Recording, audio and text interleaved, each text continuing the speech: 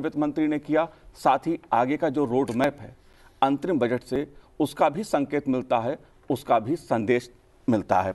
मेरे साथ दो खास मेहमान इस समय और जुड़ गए हैं स्टूडियो में। साथ ही एसके जिंदल साहब हमारे साथ जुड़े हुए हैं। एसपी शर्मा जी हमारे साथ जुड़ गए हैं, जो चीफ इकोनॉमिस्ट हैं and director of research PhD CCI से। एसपी शर्मा जी, आपका स्वागत है संसद टीवी पर। साथ ही मेरे सहयोगी संसद टीवी के संपादक श्याम किशोर साहे जी इस समय मौजूद हैं। श्याम जी, आपका भी स्वागत है। लेकिन सवाल मेरा एसके जिंदल साहब आपसे, करीब 1.5 घंटे की प्रेस वार्ता में आपने सुना एक एक सवाल का उत्तर वित्त मंत्री जी ने देश की अर्थव्यवस्था को लेकर, जो सरकार की योजनाएं हैं वो चाहे महिला सशक्तिकरण से जुड़ी हों, गांव गरीब किसान से जुड़ी हों, हर मुद्दे पर उन्होंने जवाब दिया। क्या मैसेज है इस अंतरिम बजट का, क्या संदेश है? क्योंकि आमतौर पर यह माना जाता है कि चुनाव से पहले जो बजट होता है वो चाहे अंतरिम बजट हो या किसी प्रकार का बजट हो, लोक लुभावना माना जाता है। इस बजट का क्या संदेश है? बजट के जो इनके पास टूल्स थे, सरकार पूरे कंट्रोल में है। सरकार बिल्कुल टॉप ऑफ थिंग्स है, उनके कंट्रोल में है सारी चीज़ें। और जिस तरह से ये पिछले 9 साल के आप बजट देखते रहें, जो चीज़ें वो पॉलिसीज़ में बहुत अच्छे रिजल्ट्स लाई हैं, उनको वो और आगे बढ़ा रहे हैं, उनकी स्पीड बढ़ा रहे हैं, उनका स्कोप बढ़ा रहे हैं। तो वो अपने पिछले अनुभवों से सीखते हुए और आगे की तरफ चल रहे हैं। और ये बहुत ही अच्छी सिचुएशन है कि वो हर वो टूल इस्तेमाल कर रहे हैं। अब उन्होंने 4 स्तंभ आइडेंटिफाई कर लिए हैं जी, जिनके ऊपर उन्हें फोकस करना है। क्यों करना है? क्योंकि ज़्यादा पोटेंशियल वहाँ पर है, ज़्यादा नीड वहाँ पर है। गरीब लोग, यूथ, महिलाएं, 50% देश में महिलाएं हैं। अगर आप उनको थोड़ा सा भी ढीला छोड़ दो, उसके ऊपर फोकस ना करो, तो आप बहुत बड़ी पोटेंशियल को खो रहे हैं। इसी तरह से जो चौथा जो उनका है फार्मर्स, अन्नदाता, तो इन चारों को अगर वो काबू में रखते हैं और उनको बढ़ाते हैं तो हमारी नीड ज़्यादा पूरी होंगी, हम ज़्यादा अपनी अर्थव्यवस्था को स्ट्रॉन्ग बना सकेंगे और लोगों की ज़रूरतों को पूरा कर सकेंगे। तो सरकार बहुत फोकस्ड है। बहुत ही अच्छा बजट। उन्होंने कोई ऐसा लोक लुभावना ऐसा नहीं बनाया कि मैं इससे वोट खरीद लूँ। लोगों को कुछ छूटें दी हैं, वो देना ठीक है, स्वाभाविक है। उनको भी मुस्कान चाहिए, सभी को चाहिए मुस्कान। और बहुत ही इंक्लूसिव बजट मैं इसको मानता हूँ, क्योंकि हर एक सेक्टर को, हर एक सेक्शन को उन्होंने कवर किया है। पूरी कोशिश की है कि उसको पूरे तरह से कवर किया जाए और वो इसका हिस्सा बने, ग्रोथ स्टोरी का हिस्सा बने। तो ये भी बहुत इम्पॉर्टेंट और बहुत अच्छी बात है कि आप सारे स्टेक होल्डर्स को साथ लेके चल रहे हैं। जी, तो रिज़ल्ट तो फिर मैं उम्मीद करता हूँ कि बहुत अच्छे रिजल्ट्स आने वाले हैं इसमें। जी बिल्कुल श्याम जी, अगर देखा जाए इस बजट को देखा जाए, जो बात एसके जिंदल साहब ने कही, आमतौर पे दीर्घकालिक सरकार की एक सोच है, विकसित भारत कैसे बने, 2047 का लक्ष्य है सरकार का। कोई तात्कालिक सरकार चुनावी लक्ष्य लेके नहीं चल रही है बजट के जरिए। जी Shyam ji. Namaste and welcome. I'm Shyam Kishore with you. Though this was an interim budget, but the finance minister in her speech has clearly given the vision for next 5 years, and very strongly she has pitched for unprecedented development. This is being reflected in the whole budget which she has presented. We have with us Dr. S.P. Sharma ji. Dr. Saab, we have seen in this press conference recently, just now, there were many questions, but one specific question was regarding the capex. Right. Specifically, I would like to ask you regarding they have kept it at 11 lakh, 11,000, 1100 and 11 crore. There can be some significance of the number. And how exactly they are trying to get the production and development through this capex?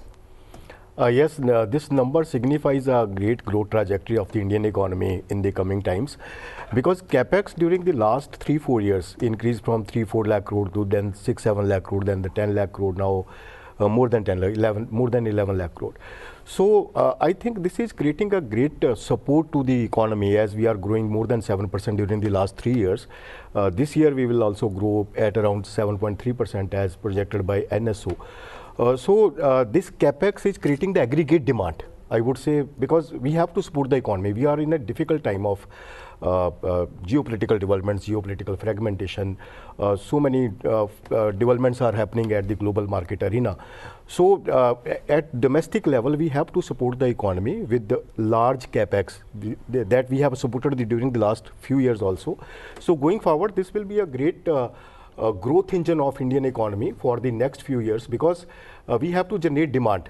Aggregate demand will push the trajectory of the economy to the next level. But right now, this is a crucial time because of such kind of global developments. So capex becomes more and more important at this juncture. So to create employment and to support the economy in such scenarios. And one more question, that the major challenge was to keep that fiscal deficit in controlled. So they are aiming to keep it at 5.4. For the current year, this will be 5.8%. That is improved from 5.9%, and the next year target is 5.1%. And again, in coming years, for 25, 4.5% keep it at 4.5%. Right. So how they have planned? Will that be achieved? Yes, that is achievable, and they have achieved, because if you go by the numbers of yesterday released by the Ministry of Finance, that 55% of the fiscal deficit target of last year is only used till December. So that is a great thing, that we have only used the 55%, and we have in our kitty 45% left to move forward. And I think this improvement from 5.9% to 5.8% is a significant number. There may be more improvement in the current year also. I would say 5.7% may be the actual number by the end of the year. But for the next year, that is a surprise, that many were anticipating that government will keep the fiscal target of 5.3%, but they have announced 5.1%. That is I think a great support to the economy that can attract more and more investments from the foreign market. And investors are always lucrative about the fiscal scenarios and fiscal developments in a country. So our fiscal scenario is improving significantly year after year, and going forward, this consolidation will become more stronger in the coming times, and we will achieve the fiscal consolidation target of 4.5% in the next financial year. And that will provide a great room to the government to move forward and to enhance capex to larger and larger arenas. That's great. And Jindal Sahab, I would like to ask one question, like what they have given the data that foreign direct investment has just doubled within the last decade. Is that investment really generating the employment in our country? We don't get any free money. The thing is that the country has performed so well. The confidence, the stability of the government, the stability of the businesses, all these things, they bring a mood for the foreign investor to bring money here. They find this is very stable place to put your money in, and that is how this is doubling. And government is also incentivizing those things, and they are focusing on that. That is why it is coming to them. And it is very good for any developing nation to have FDI in this form. Exports and FDIs, they are very, very important for such kind of growth, which give extra growth to the country. So I consider this is, and this will further increase now. जी बिल्कुल SP Sharma ji, मेरा सवाल आपसे ये है, क्योंकि अगर पिछले सरकार के 9 साल का कार्यकाल देखें और इस वित्त वर्ष का भी हम कार्यकाल देखें, तो सरकार का फोकस जो रहा वो सामाजिक कल्याण योजनाओं पर सबसे अधिक रहा। समाज का हर तबके को कुछ ना कुछ मिले, सबका कल्याण कैसे हो, इस तरह की योजनाओं का सरकार का फोकस रहा। इसलिए सामाजिक कल्याण सरकार के गवर्नेंस का जो मॉडल रहा है वो क्या रहा, उसे आप कैसे पाते हैं? क्या आम आदमी तक जो वादा सरकार ने किया था वो पूरा हुआ? क्या किसान की आय में परिवर्तन आया? मैं इसको राजनीतिक चश्मे से देखना नहीं चाहता, लेकिन जो बदलाव आया है वो क्या बदलाव आया है? देखिए, बदलाव हम ये देख सकते हैं कि अगर जैसे आपने फार्मर्स की बात की, एग्रीकल्चर सेक्टर की बात की है, तो मैं बताना चाहूँगा कि अगर आप एग्रीकल्चर सेक्टर का ग्रोथ देखेंगे तो पिछले 4-5 साल में ऐसी ग्रोथ रही है जो पहले हमने कभी नहीं देखी। Consistent growth of more than 3%। वो पहले मैंने कभी ऑब्जर्व नहीं की। मैंने I went through all the data. लेकिन फ्लक्चुएशन आते थे, कभी 3% ग्रो किया, कभी 4 किया, तो उसके बाद ही नेगेटिव ग्रोथ आ गई। तो कंसिस्टेंटली ग्रो करना एक बहुत बड़ी बात होती है। और साथ में हमने एक्सपोर्ट ट्रैजेक्टरी जो अचीव की, $30 अरब से $40 अरब, फिर उसके बाद $50 अरब जो हमने पिछले साल अचीव किया, इस साल और ज़्यादा बढ़ने की उम्मीद है। तो एक जो बदलाव आया है जो गवर्नेंस में, जो सरकार का percolation of reforms at the ground level, जो ग्राउंड टचिंग रिफॉर्म्स होनी चाहिए, जो एक आम आदमी तक रिफॉर्म्स पहुंचे, वो उसका ज़रूर फ़र्क पड़ा है। वो रिफ्लेक्टेड है कि जिस तरीके से हमारी पर कैपिटा इनकम, आज ऑनरेबल फाइनेंस मिनिस्टर ने अनाउंस की कि रियल पर कैपिटा इनकम 50% से इंक्रीज़ हुई है। वो एक बहुत बड़ी बात है, जबकि रियल पर कैपिटा इनकम अगर हम पीछे पूरा हिस्टोरिकल डेटा देखें तो लगभग कोई 17 या 20 साल लगते हैं डबल होने में। तो अभी उससे भी तेज़ ट्रैजेक्टरी में हमने 50% से ज़्यादा इंक्रीज़ कर लिया पिछले कुछ वर्षों में। और नॉमिनल इनकम तो ऑलमोस्ट डबल हो जाती है 9-10 साल में। तो जो अभी जैसे जो आगे का फोकस है, जिस तरीके से सरकार ने अभी आई वुड से, जैसे हमारे माननीय प्रधानमंत्री जी ने पीछे अनाउंस किया कि ज्ञान, जो गरीब, युवा, अन्नदाता और नारी शक्ति, ये 4 एक ऐसे पिलर्स हैं, जैसे जनरल साहब ने भी बताया कि ये भारत को आगे एक विकसित भारत की तरफ लेके जाएंगे, क्योंकि इनके बिना हम विकसित नहीं हो सकते। जब तक हम गरीब को फोकस नहीं करेंगे, गरीब का कल्याण नहीं करेंगे, गरीब को रिजुविनेट नहीं करेंगे, गरीब को आगे नहीं बढ़ाएंगे, तब तक हम एक विकसित भारत नहीं कहला पाएंगे। और नारी शक्ति, जिसको एक बहुत, देखो, हर एक जो नेशन है उसकी पहचान उसकी नारी के स्टेटस से होती है। तो हम जब उसको आगे और प्रफुल्लित करेंगे, एम्पावर करेंगे, तो हमारे देश की जो आगे अर्थव्यवस्था है और हमारे देश का जो स्टेटस है वो एक विकसित भारत की तरफ हम देखते हैं। उसके बाद पुअर जो जी जनरल साहब, मेरा आखिरी सवाल आपसे है कि गरीबी का मुद्दा, गरीबी जो है वो देश की अर्थव्यवस्था पर खासा प्रभाव डालती है। और अगर हम आंकड़े देखें, जिसका उल्लेख सरकार की तरफ से किया गया कि 25 करोड़ गरीब गरीबी रेखा से बाहर निकलकर आए हैं, एक बड़ा आंकड़ा है जो एक व्यापक परिवर्तन दिखाता है, जिस सामाजिक कल्याण के प्रभाव की बात मैं जानना एसपी शर्मा जी से चाह रहा था। आप कैसे देखते हैं इस पहलू को? मैं इसको ऐसे देखता हूँ कि जैसा शर्मा जी ने भी कहा कि इसके बिना ये काम हो नहीं सकता, लेकिन ये साइंटिफिक डायग्नोज किया गया कि ये इसी तरह से होगा कि अगर हम उनको ऊपर उठाएंगे तो सारा देश ऊपर उठेगा, अगर उनको ऊपर नहीं उठाएंगे तो देश ऊपर नहीं उठ सकता, देश ग्रो नहीं कर सकता अगर वो गरीब ही रहेंगे तो, क्योंकि वो फिर बहुत ज़्यादा निर्भर हो जाते हैं और उनको हमेशा आपको फीड करना पड़ता है। अब आप जब बाहर निकालते हैं उनको, तो फिर वो भी एक डिग्निटी की लाइफ और अपने आप से वो कर सकते हैं काफ़ी कुछ हद तक, धीरे धीरे उससे बाहर निकल आते हैं और फिर उनको सरकार की इतनी मदद नहीं, ज़रूरत नहीं रह जाती।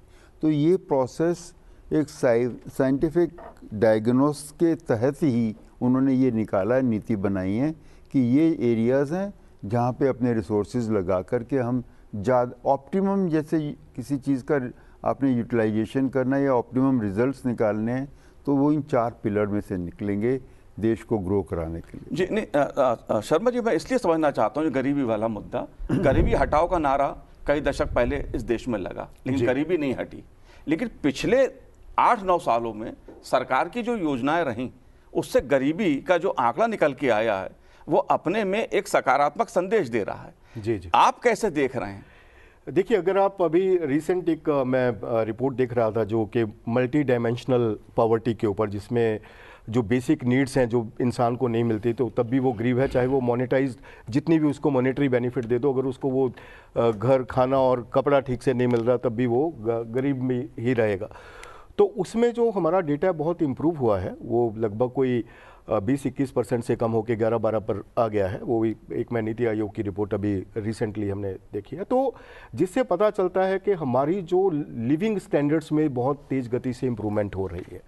जब अगर हम सुविधाएं की बात करें, जो एक गरीब के पास जो अन्न होना, खाने के लिए अनाज होना चाहिए, पहनने के लिए कपड़ा होना चाहिए, रहने के लिए कुछ शेल्टर होना चाहिए, तो इन सब चीज़ों की उनको कैसे अवेलेबिलिटी मिलती है, बैंक खाता भी है गरीब के पास जन धन योजना में यही एक मेजर फैक्टर था जो आपने मेंशन किया कि उनको उस मल्टी डायमेंशनल पॉवर्टी से निकालने में जन धन योजना में एक बहुत बड़ा योगदान दिया है, क्योंकि उससे बहुत सारे डायरेक्ट ट्रांसफर्स हुए हैं जिनमें उनको सही समय पे मदद मिल पाई। तो आने वाले टाइम में हमारा ये विचार है कि अगर इसी तरीके से ये रिफॉर्म्स चलती रही, रिफॉर्म्स कंटिन्यू रही और रिफॉर्म्स की इम्प्लीमेंटेशन ग्रास रूटिंग रही, तो हमें बहुत अच्छा आगे जो है एक सिनेरियो अच्छा मिलेगा और जो विकसित भारत का सपना है वो बहुत अच्छे से हम पूरा कर पाएंगे। जी, जाहिर तौर पर एक बड़ा बदलाव देखने को अर्थव्यवस्था के लिहाज से मिला है। जी Shyam ji. One thing, there is a departure from last interim budget, that they have announced few schemes as well, like the eastern region they have mentioned specifically, and in her press conference FM clarified that these are the 5 states: Bihar, West Bengal, Jharkhand, Odisha and Chhattisgarh. So I think we can see that they are lagging behind in the race of development. So they have kept a focus for those states, and again they have again announced that support for the aspirational 122 aspirational districts. Those might be falling in these states as well and in other states also. So how do you see that these the focus area of this eastern region and the assistance to those aspirational districts, are they really going to help them out? Absolutely. They have seen that wherever you have 2 options, either you leave them behind or you take them along.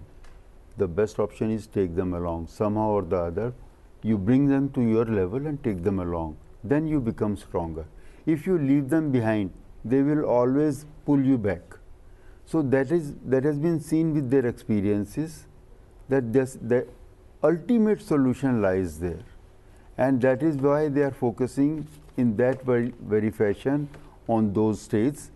And that is the best win-win situation for all. If they come up, they join you, the country gets boost. And if you leave them behind, they will keep pulling you back. You will not be able to go ahead with leaving them behind. So that is very, very important that we should support them, bring them, take them along. It has seen in every sphere of life, you cannot leave part of your body behind.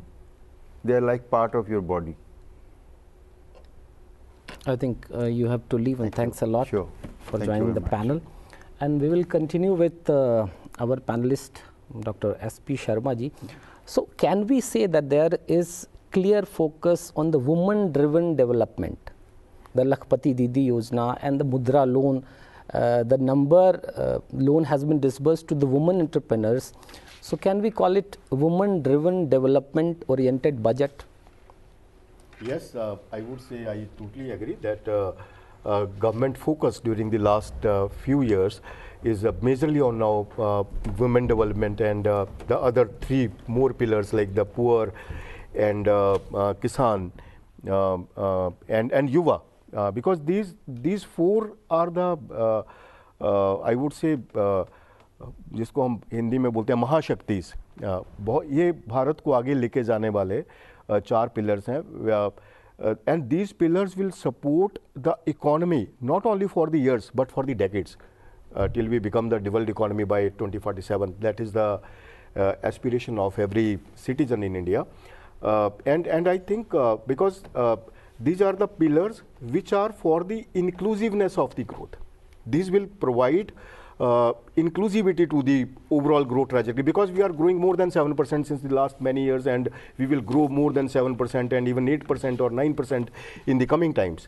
But the growth has to become inclusive with the inclusion of Garib, Nari and Yuva and Kisan, of course, because they are the 50% of the total food, 50% of total population is dependent on agriculture. We are still an agrarian economy. Yes. So their participation is more important to become more and more inclusive and to become more and more sustainable and strong. And we are joined by Professor Charan Singh ji, and you are Chairman, CEO, IGRO Foundation. And sir, you are having a long experience in the banking sector. And whatever we are talking about different schemes and inclusive development, inclusive economy, in each of these terms, the Jan Dhan Yojana and the role of the banking sector has played a major role. The DBT, direct benefit transfer, which is creating a miracle type of thing, we can say. So now how they are going to continue with it? Are they going to expand the horizon again in Jan Dhan Yojana or the loan disbursement? See, one thing which I must mention, you're talking about the budget. This budget is very inclusive. And of course, when we say it is inclusive, it's already been discussed that it is taking care of the poor people. That is where the Jan Dhan Yojana comes in. Now, if you remember, the first bout of nationalization of banks happened in 1969 and the second one happened in 1980. Despite that, 50% of the Indians did not have a bank account by 2014. It is then that financial inclusion was introduced on a mission mode. नमस्कार। संसद में अंतरिम budget 2024-25 रखे जाने के तुरंत बाद देश के सबसे बड़े इंटरव्यू में आप सभी का स्वागत है। हमारे साथ बहुत ही खास मेहमान हैं देश के वित्त मंत्री श्रीमती निर्मला सीतारमण, जिन्होंने अथक परिश्रम किया तपस्या की। 8 अक्टूबर से लगातार पूरी बजट टीम जो मंथन कर रही है, जिस तपस्या के साथ लगी हुई है, अब वो देश के सामने आ चुका है। और इस विशेष साक्षात्कार को मेरे साथ अंग्रेजी में आगे बढ़ाने के लिए मेरे सहयोगी श्री अनिल पद्मनाभन जी मेरे साथ हैं, जो कि वरिष्ठ आर्थिक पत्रकार हैं। मैं आपका भी स्वागत करता हूं इस प्रोग्राम में और मैं बहुत बहुत धन्यवाद वक्त निकालने के लिए। तो ये जो पूरी बजट निर्माण की प्रक्रिया है वो देश के निर्माण के साथ जुड़ी हुई है। आपने एक रोड मैप दिया विकसित भारत का। अगर मैं इसको समुद्र मंथन के साथ जोड़ूं और आपसे समझना चाहूं कि 10 अक्टूबर के बाद जो मंथन आपकी अगुवाई में आपकी टीम ने किया है, उसमें से कौन से अमृत काल के रत्न निकले हैं जो आज देश के सामने आपने रखे हैं? धन्यवाद। पहले दूरदर्शन के लिए मेरा धन्यवाद कहना चाहती हूँ। इस मंथन सिर्फ 8 अक्टूबर से शुरू नहीं हुआ, उससे पहले से ही जब माननीय प्रधानमंत्री जी देश को संबोधित करते हुए लाल किले से बात किए। ये अमृतकाल कर्तव्य काल भी हम मानते हैं और इस कर्तव्य काल में देश को विकसित भारत 2047 के ओर ले चलने के लिए हम क्या क्या कदम उठाना चाहिए, इसके ऊपर विचार बहुत विस्तृत रूप में हुआ है। इसीलिए आप देख रहे हैं कि भारत में 4 ही ऐसे कास्ट को मान्यता हम दे रहे हैं डेवलपमेंट के विषय में। अगर हम महिला, गरीब और किसान और युवा को उनके हर आकांक्षाएं पूरी करेंगे, वो आगे बढ़ेंगे और उनके आगे बढ़ने के कारण देश भी आगे बढ़ेगी। ये संक्षिप्त में इस बजट में हम कहना चाहते हैं और उसके लिए कौन सा ऐसे प्रावधान करना है वो भी करने के लिए तरह तरह के स्कीम्स का आयोजन हम बोल रहे हैं। कुछ पहले से कंटिन्यू कर रहे हैं, कुछ नया भी ले आ रहे हैं। मगर इन सब के लिए जो पिछले 3-4 साल से हम करते आ रहे हैं, इंफ्रास्ट्रक्चर के ऊपर गवर्नमेंट कर छूटाना, प्राइवेट के लिए इंतजार ना करते हुए, मगर मैं हैप्पीली मैं कहना चाह रही हूँ कि प्राइवेट सेक्टर का भी इन्वेस्टमेंट अभी स्केलिंग अप के लेवल में हो रहा है। इसीलिए आप देख रहे हैं कि हम कंटिन्यू कर रहे हैं पब्लिक इंफ्रास्ट्रक्चर में खर्च और हमारे देश जल्दी तरक्की करने के लिए इनोवेशन का प्रोत्साहन जो देना है वो भी हम देने के लिए अमाउंट भी डिक्लेयर कर दिया और उसका व्यवस्था भी हम रफली बोल दिए। जुलाई बजट में इसका विस्तृत रूप में हम कहेंगे। Minister, congratulations, your 6th budget, and wanted to ask you that very clear strand in this is it has little or no populism whatsoever. So what is the thought that went behind taking such a bold move ahead of a general election? I'm happy you asked this question. 2 things, and I'm very happy that the Honorable Prime Minister kept saying this, that our performance in the 10 years, which is what our Honorable President in her speech, the opening of the session for this calendar year, she said, 10 years of substantial systemic reforms, 10 years of taking the route of empowering people and not going by entitlement. And that is why when houses reach people, electricity reaches people, you also have money coming through direct benefit transfer, you financially empower them, you also make sure that opportunities are given to them. So the mantras that we used, whether it was Sabka Saath, Sabka Vikas, whether you're looking at making sure that actually you don't differentiate between beneficiary on any other score except he deserves to get this, there is actual development reaching in the ground. There is no appeasement of sorts. There is no differentiating people. There is no denying people. Everybody gets everything that which that bracket of people should get. In that, no caste, no religion, no nothing is brought in. As a result, you find last 10 years, we've actually laid the foundation for people to now think in terms of meeting their aspirations.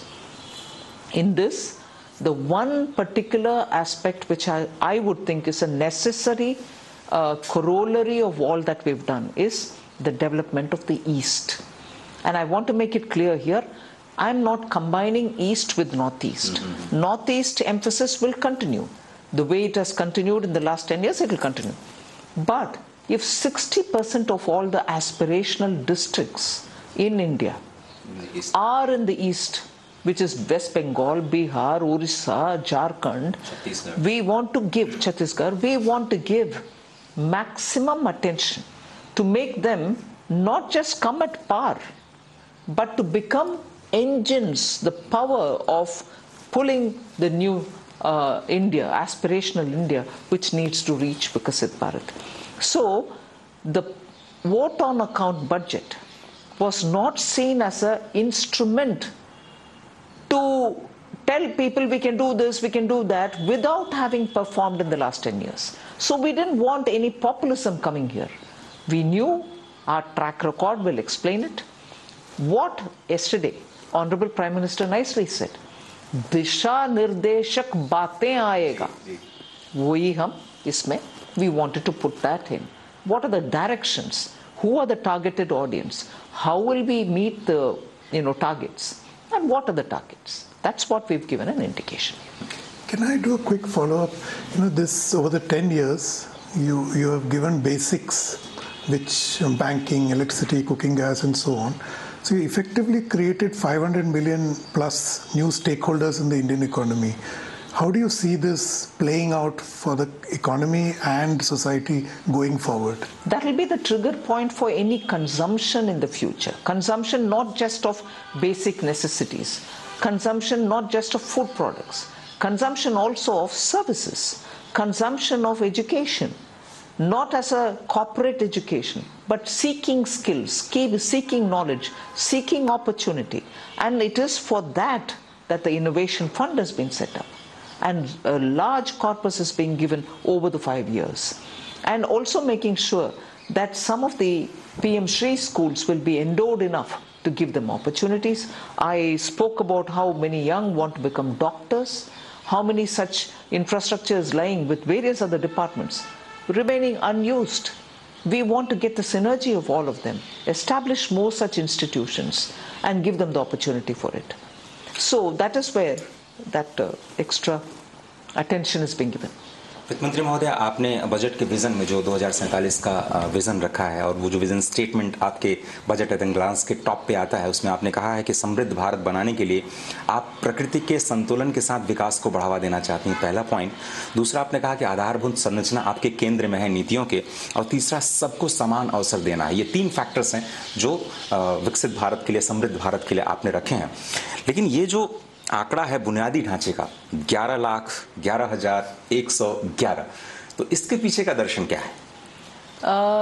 ये है कि पिछले 3-4 साल से public expenditure on infrastructure, asset creation, ये रास्ता हमने अपनाया।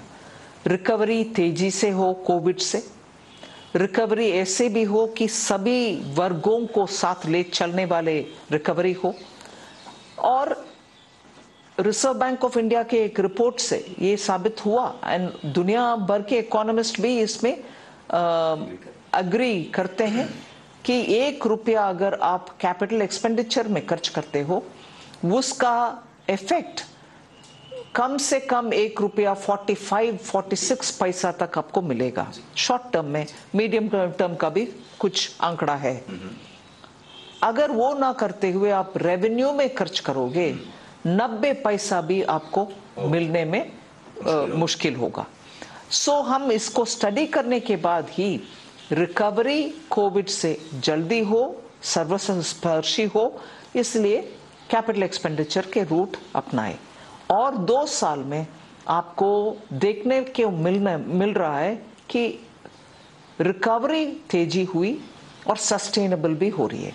इसीलिए उस रूट को ही हम अभी अपना करके सस्टेनेबल ग्रोथ अगले 3, 4, 5 साल के लिए होना है, इसीलिए कैपिटल एक्सपेंडिचर का महत्व है। Minister, the one aspect of your budget is the fiscal math. You have not only stayed on the commitment on the fiscal glide, but you have improved on it. So the gross borrowings are obviously down. So which means RBI gets more room for maneuver in its monetary policy. So this plus the fact that over the last 10 years we have seen the RBI and Ministry of Finance are always on the same page, especially in the COVID phase. So can you just comment on this both? I wouldn't say especially in the COVID phase, especially in the COVID phase and even afterwards. So that kind of a discussion, giving in and taking inputs with the RBI has been a continuous process. I do it even today. We continuously interact with one another and see where best we can bring in synergy. That is one thing. And second, the emphasis that we are laying on being fiscally prudent without affecting our schemes, without denying funds anywhere, and actually by avoidance of wastage. That is why we repeatedly talk about DBT and what actually it has given us saving. 2.56 or 2.6 lakh crores, 2.6 lakh crores would have gone waste. And no one would have known where it has gone, because it has gone to unborn children, it's gone to dead people, it's gone to people who don't exist in the village and so on. So when you brought in technology and synchronized it with biometric validation, you were able to save money. So your prudence is not on just cutting expenditure, which we have not in large cases, but improving revenue and avoiding wastage. Taxpayers' money has been treated with the due respect that it deserves. And that is why today we have bettered on our fiscal deficit numbers this year and for the next year as well. वित्त मंत्री महोदय, प्रधानमंत्री ने आपको और आपकी पूरी team को बहुत बधाइयाँ दी हैं और उन्होंने कहा है कि ये इंटरिम बजट ही नहीं है, ये इंक्लूसिव बजट भी है और इनोवेटिव बजट भी है, और साथ ही साथ कंसिस्टेंसी का कॉन्फिडेंस दिखाई देता है। लेकिन क्या ये कॉन्शियस डिसीजन है कि आप वुमेन एम्पावरमेंट पर फोकस कर रही हैं? क्योंकि G20 में हमने W20 पर फोकस किया, 26 जनवरी को हमने देखा कर्तव्य पथ पर महिलाएं केंद्र में रहीं, तो बजट का भी एक बड़ा फोकस, चाहे वो लखपति दीदी हो, पिछले साल आपने द्रोण दीदी बनाए, तो ये जो कॉन्शियस डिसीजन है महिला सशक्तिकरण का, क्या वो भी एक सशक्त हथियार है अपने भारत को विकसित भारत बनाने के लिए? बिल्कुल सशक्त हथियार है और बहुत दिन से वेट करने वाले वर्ग है। आप ये देख लीजिए, सिर्फ महिला बिल नहीं है, महिला बिल सर्टनली एक टॉप अचीवमेंट है, मगर 2014 से लेकर आज तक, और मैं ये भी कहूँ इससे पहले जब प्रधानमंत्री जी गुजरात में चीफ मिनिस्टर के नाते थे, तब भी महिला सशक्तिकरण के लिए काम किए। इधर आप देख लीजिए, डिफेंस में हर रैंक में आज महिला आ सकते हैं, परमानेंट कमीशन उनको मिल रही है, सैनिक स्कूल महिला के लिए हो रही है, और नेशनल डिफेंस एकेडमी और राष्ट्रीय मिलिट्री एकेडमी में भी महिला का रिक्रूटमेंट हो रही है, और हर क्षेत्र में महिला को प्रावधान मिल रही है। बहुत दिन से स्पेस इंडस्ट्री में महिला रहने के बावजूद भी उनका रिकग्निशन, उनका अप्रिसिएशन अभी जितना हो रही है उतना पहले मैंने तो सुना ही नहीं। इसरो में महिला और उनका पेजेंट भी आपने देखा रिपब्लिक डे में। सो आपने सही बताया कि G20 में इसका बहुत ही अप्रिसिएशन हुआ। विमेन सेंट्रिक डेवलपमेंट सिर्फ नहीं, विमेन लेड डेवलपमेंट हो रही है और दिल्ली डिक्लेरेशन में उसका एक वर्णन भी है। इसको प्रधानमंत्री जी बहुत सीरियसली लेते हैं और उनके हर कार्यक्रम में आपको देखने को मिलेगा कि महिला प्रावधान देने के लिए जो भी कदम उठाना है वो उठाते हैं। और आने वाले दिन में भी ये लखपति दीदी हो, SHG ग्रुप के द्वारा ड्रोन टेक्नोलॉजी गांवों में महिला के हाथ में रहना एक पावरफुल स्टेटमेंट है। उसको ग्राउंड तक पहुंचाने में खुद स्वयं प्रधानमंत्री जी टाइम देते हैं, उसके लिए प्लान करते हैं और उनको प्रोत्साहन भी देते हैं। जैसे स्पोर्ट्स में भी महिला के लिए बहुत ही प्रावधान अभी देना। तो 1 करोड़ लखपति दीदी आपने कर लिया, अब 2 करोड़ का लक्ष्य बढ़ा के आपने 3 करोड़ कर लिया, तो फिर वो उसके लिए कुछ टाइमलाइन है मैम? ये कार्यकाल 5 साल में। 5 साल। Ma'am, I want to draw your attention to the growth trends in the budget. In the run-up to the budget, first RBI revised upwards pretty sharply. Then the CSO came out with an even higher estimate. My question is, are you looking at a new trend rate of growth for the Indian economy as opposed to the previous rates? It will be too early for me to say that. However, I am seeing that kind of a buoyancy. I am seeing that kind of an energy coming out of every sector. Earlier, you would find that if manufacturing, you take it in one or the other, motorbikes or motor cars or passenger vehicles or whatever, if you had a trend coming, you couldn't say that of any other sector. And you couldn't certainly say that of services. But today, the way in which Indian economy is positioned, largely because of the drive that the Indian public is showing, you find every sector is revving to move fast. So it is safe for you to assume that it is not going to be confined to 1 or 2 sectors, but the pattern with which growth is happening is every segment is contributing to it. There is no one segment which is going to pull it down because of peculiar situations for them. Peculiar situations are being overcome because of the aspirations and the drive, the positivity which is there in the economy. Can I just do a quick follow-up related question? The tax buoyancy, we have seen for the first time income tax collections are exceeding corporate tax collections. Second, when you had put out the earlier estimates, we saw that among the slabs there is a wealth effect which is operational. So is this exactly what you're talking about, that the growing aspirations are now manifesting even in income streams? Partly yes. It is also in that newer areas of activity in which earlier people wouldn't want to tread are now opening up opportunities. Like for instance, space is a classic example. So India's space industry has been there for a long time, doing well for a long time. It's not as if they have succeeded only now, but the energy with which it is growing and the components which can be given by private participation, startups contributing to space sector, are giving them that multiplier which they wouldn't have had earlier. As a result, what is happening is that the contribution to the GDP is coming from areas which earlier did not even exist. And that is why your GDP's composition will have to be studied for what it is now, because newer and until now not recognized areas have suddenly spurred growth, and that is contributing. I took the example of space, I took the example of startups who are equally contributing and therefore giving us accumulation. That is applicable in many other sectors as well. और यहीं से सवाल उठाते हैं ma'am, जिसको आप sunrise sector कह रही हैं, और अब वो सवाल जिस पर सभी लोगों की निगाहें हैं, जो आपने 1 लाख करोड़ रुपए के नए फंड की घोषणा की है, प्रावधान किया है।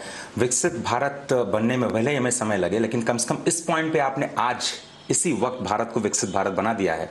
इसलिए क्योंकि जैसे विदेशों में बिल्कुल इंटरेस्ट फ्री लोन दिया जाता है R&D के लिए। आपने एक बहुत ही इनोवेशन दिखाया, इसके पीछे कैसे काम करेगा, कैसे इसका फायदा मिलेगा, और थोड़ा सा लोग जानना चाह रहे होंगे इसकी डिटेल्स में, थोड़ा बहुत आप शेयर करते हैं प्लीज। हाँ, मगर अभी इतना डिटेल में मैं बता नहीं पाऊंगी क्योंकि उस डिपार्टमेंट उसमें बहुत ज़्यादा टाइम बीतेगी, बट लार्जली पैसा हम प्रोवाइड कर रहे हैं इंटरेस्ट फ्री, और उससे सस्ता कॉर्पस उनको मिल जाएगा। It can be some one of the government companies or some special purpose vehicle which will be created for it. उनको हमारी तरफ से लगातार अगले 2, 3, 4, 5 साल तक इसका पैसा मिलते जाएगा। मैंने अमाउंट घोषणा कर दी। उसके साथ वो प्राइवेट पार्टिसिपेशन भी मांगे। प्राइवेट पार्टिसिपेशन ना होने के बाद भी अगर नहीं होता, आइडेंटिफाइड प्रोजेक्ट्स के लिए प्राइवेट सेक्टर में भी उनके द्वारा असिस्टेंस मिलेगा। उधर भी इंटरेस्ट फ्री है क्या, वो नहीं, मैं बात नहीं बोल रहा।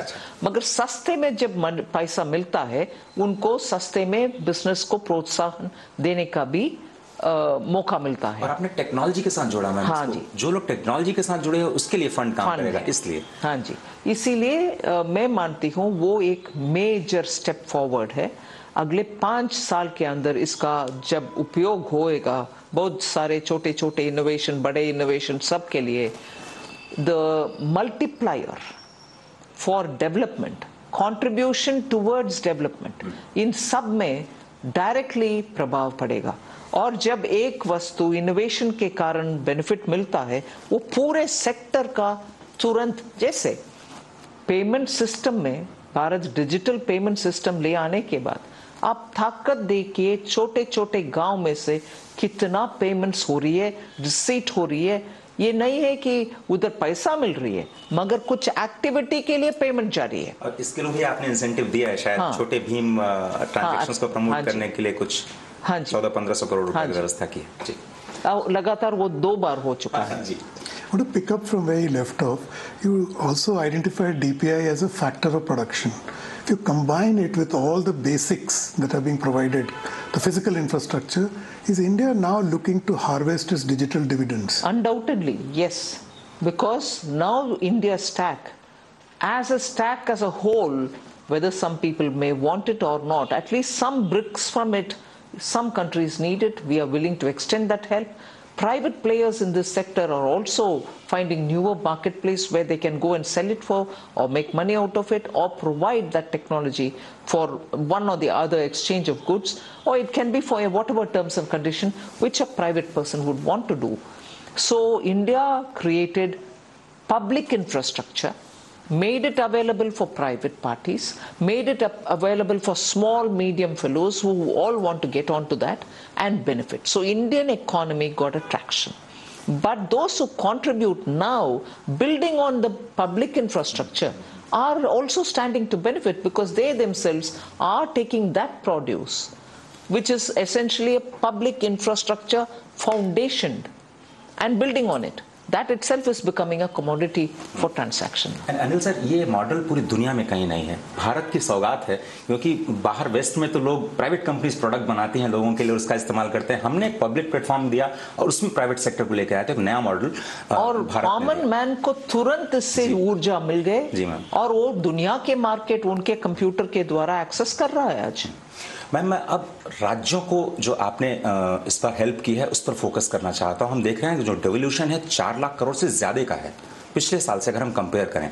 साथ ही साथ आपने आध्यात्मिक स्पिरिचुअल टूरिज्म है उसको फोकस करने के लिए कहा कि आप 75,000 करोड़ रुपए अलग से देंगी। फिर आप ग्रांट्स भी बढ़ा रहे हैं, 15th कमीशन का गठन आपने कर दिया है। तो ये जो राज्यों पर आपका भरोसा है कि वो नए ग्रोथ इंजन आपने कहा ईस्ट इंडिया को आप बनाना चाहते हैं, तो कैसे राज्यों को आप साथ लेकर के चलना चाहते हैं, और राज्य सरकारों के लिए आपका मैसेज क्या है? राज्य सरकार ने इस विषय में अच्छा एंथुसियाज्म दिखाए। कौन सा? ये स्टेट के लिए हम कैपिटल जो दे रहे हैं, 50 साल का इंटरेस्ट फ्री स्पेशल असिस्टेंस जो बोलते हैं, उसका अच्छा उपयोग स्टेट्स ने किया है। लार्जली मोस्ट स्टेट्स ने अच्छा उपयोग किया है। इसके बावजूद भी कि एक ही साल के अंदर उस अमाउंट को पूरे के पूरे उपयोग करना है फॉर क्रिएटिंग असेट, उसमें आगे आकर के बहुत स्टेट्स बहुत ही बेनिफिट पाए और उसमें आज भी इंटरेस्ट है, इसीलिए उसको हम इस साल भी एक्सटेंड किए। उससे मैं मानती हूँ जितना केंद्र डिपार्टमेंट के द्वारा हम इन्वेस्ट कर रहे हैं उससे कम 30% स्टेट्स में भी हो रही है। आज स्टेट्स जल्दी उनके अपने लॉन्ग टर्म प्रोजेक्ट्स को कंप्लीट कर पा रहे हैं। उस एंथुसियाज्म को हमने बरकरार रखना चाहते हैं, इसीलिए इस बार भी उसमें एलोकेशन हुआ है। Minister, I want to draw your attention to, in your speech, you talked of in the societal changes, setting up a high-part committee to look at population growth, fast population growth and demographic changes. What is the thought behind it and any timeline you had? The thought behind it is, we always speak, I've also said in a different context, there are 3 Ds about which we're talking: demography, democracy, and the diversity. All 3 of it are characteristically India's advantage. So now, when this advantage exists for us, are we able to long-term plan for it? Are we able to really leverage that advantage? What is the kind of consideration that we should have in our mind? How are we going to able to next, at least in the Kartavya Kal, use that advantage for our benefit? So for this, a comprehensive understanding is required. We need to have some group taking all these considerations into their minds and sit and draft up something for the government, because it's not going to be in bits that we can attend to this, saying that it is an opportunity, we need to have some skills done here, some work done there, but it also is something on which long-term planning, which needs considered inputs. That's why we've come up. Okay. Is it to put spotlight on the demographic dividend, the window for which will probably cease in another 20 years? Yes, it is certainly aimed at that. वित्त मंत्री महोदय, अगर आप इजाज़त दें तो मैं इसको जोड़ना चाहता हूं थोड़ा सा। 22 जनवरी की भगवान श्री राम की प्राण प्रतिष्ठा के साथ, उससे पहले प्रधानमंत्री ने 11 दिनों का उपवास किया, तपस्या की और देश को एक राह दिखाई। आपने सर्वस्पर्शी, सर्वसमावेशी जैसे शब्दों का प्रयोग किया। भले ही आपने इसे राम राज्य का बजट न कहा हो, लेकिन काउंटर्स जरूर दिखते हैं, वो पॉइंट्स जरूर दिखते हैं। आप सभी को समान अधिकार देना चाहती हैं, सबको एक साथ लेकर के चलना चाहती हैं। तो क्या हम ये मान सकते हैं कि ये जो केंद्र है पूरे बजट के प्रोसेस मेकिंग का, और कर्तव्य काल में लोगों के कर्तव्यों के लिए आपका क्या संदेश है? क्योंकि वो बड़ा इंपॉर्टेंट है, सभी की भूमिका होगी विकसित भारत में अपनी तरफ से अपना योगदान देने की। सही बात है, सभी का योगदान है, नहीं तो ये 2047 का मंजिल हम पहुंच नहीं पाएंगे। मगर पहुंच नहीं पाएंगे ऐसे छोड़ने का विषय नहीं है। भारत इस बार उस रास्ते पर सही चलना चाहिए, सबको ले चलना चाहिए। उसके लिए जितने भी कार्यक्रम हम करना है, उसके लिए हम कटिबद्ध है।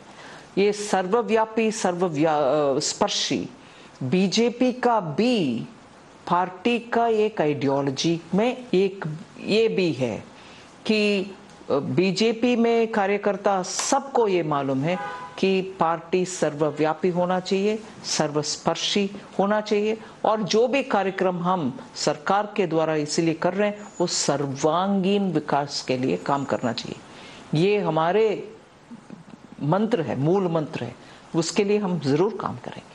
वित्त मंत्री जी, बहुत धन्यवाद, और इतनी अच्छी हिंदी के लिए भी बहुत धन्यवाद। और आपने पहला साक्षात्कार दिया डीडी नेटवर्क को, और अनिल जी, मैं आपका बहुत बहुत धन्यवाद करना चाहता हूं। तो फिलहाल इस खास साक्षात्कार, इस खास इंटरव्यू में सिर्फ इतना ही। आपको ले चलते हैं वापस स्टूडियोज, जहां पर हम बजट के तमाम काउंटर्स पर लगातार ये विशेष चर्चा। So you were listening to the interview of Finance Minister. We will just take a break and we'll come back very soon. Keep watching Sunset TV.